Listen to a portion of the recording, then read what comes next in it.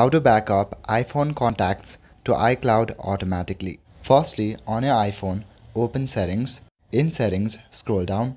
Here, look for the option General and click on it. Inside General, click on Software Update and look for any kind of updates that may be available for your device. After making sure that your device is up to the date, go back to your settings. At the very top of your screen, you should see your Apple ID.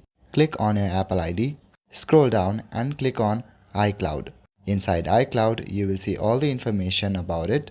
Scroll down and select the option iCloud Backup. Make sure that you have enough storage on your iCloud. Now here, click on Backup Now. It will take some time to load. Now select the option Show All Apps to show all the apps. And then make sure that the Contacts app is turned on. If the Contacts app is turned on, then that means that contacts will be saved automatically. But since this device storage is already full, it cannot be backed up. So make sure that you have enough space.